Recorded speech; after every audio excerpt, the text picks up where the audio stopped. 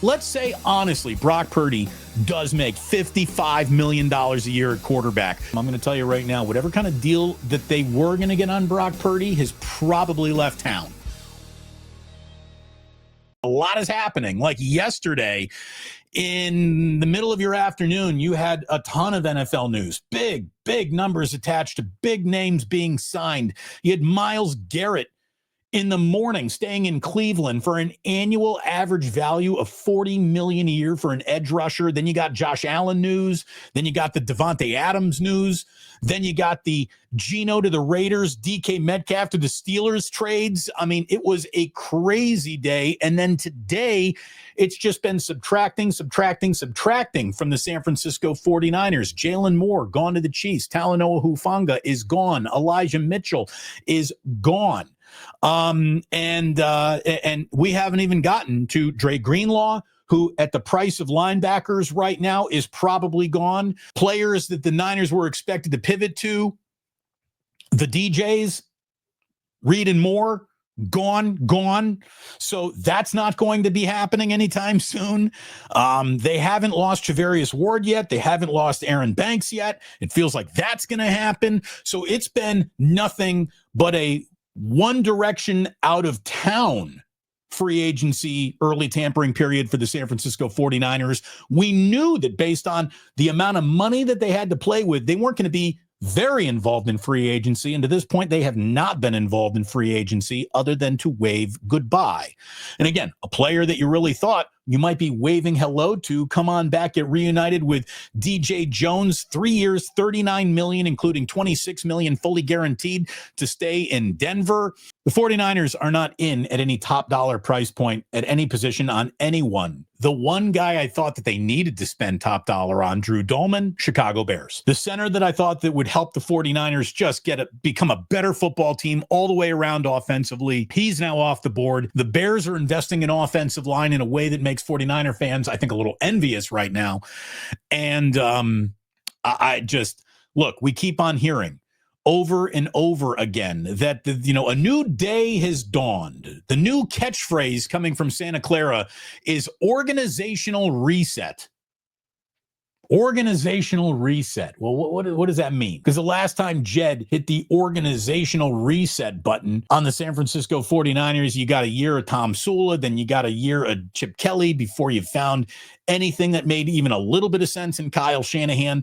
So whenever you hear Jed York organizational reset, you have a reason to start peeing down your own leg a little bit. But this is basically, I think they're going to be taking steering wheel away from Kyle a little bit when it comes to big decisions and letting John Lynch and Parag Marante steer the car a little bit more than Kyle did.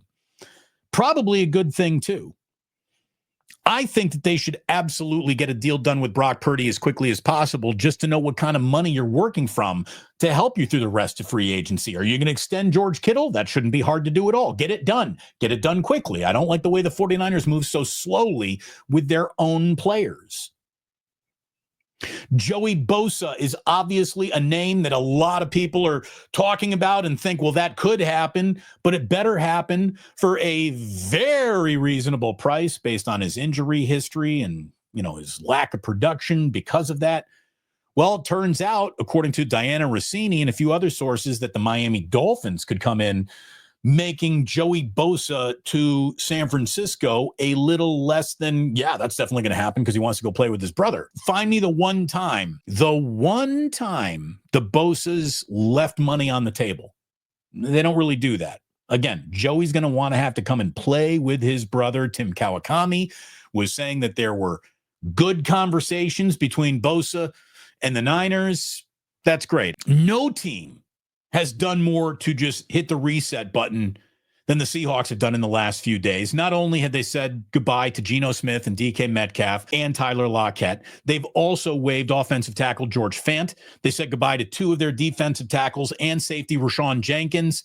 The NFC West is changing right in front of us.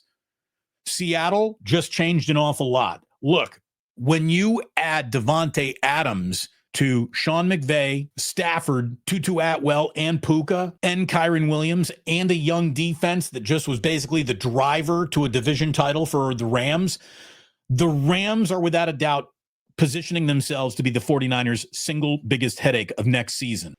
Cardinals still haven't done anything. Niners still haven't done anything. Seattle has done something, but I don't know if they're a better football team in any construct at all right now. They're not. So I'm not saying that they won't present a challenge, but are going to take a step backwards before they take another step towards true playoff contention again here. And man, unless the 49ers draft really, really well, I just don't know if they're going to be taking a step more into contention than what we've seen so far. So huge few hours going on. Big things happening all over football.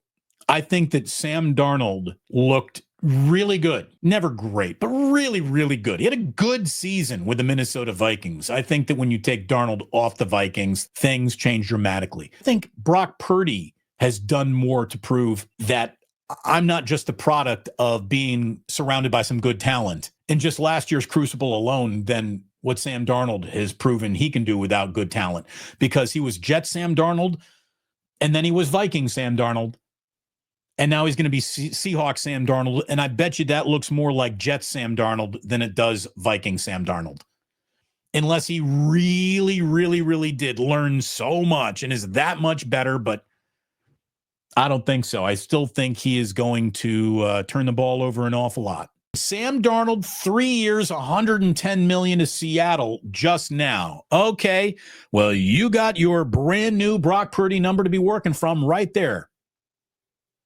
By the way, wait until you see Sam Darnold take a massive step backwards behind. So here's what Minnesota had: a pretty good offensive line and great wide receivers. The Seahawks do not have a good offensive line, and outside of Jackson Smith and Jigba, they have traded DK Metcalf and released Tyler Lockett. So good luck with that, Sam Darnold.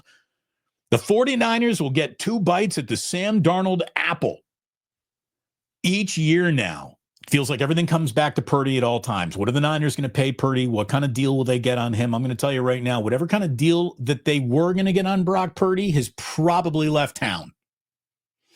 You got to get to your business faster than the 49ers do. Don't you think that they should have signed Brock Purdy before we learn these numbers on Josh Allen? Now, obviously, Josh Allen and Brock Purdy don't really exist in the same universe, but a record $250 million guaranteed, the most amount of guaranteed money ever to an NFL player in a 6-year, $330 million contract. Sign early extensions when you know you got a guy that you like. Don't let free agency even creep into anybody's mind.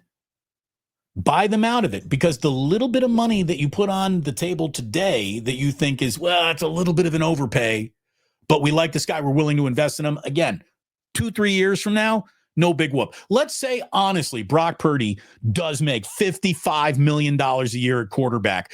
3 years from now, that's just whistling through the graveyard. There's no big deal. It's seriously, no big deal at all. $55 million a year for a starting quarterback in the NFL 3-4 years from now is going to be at the bottom of the scale.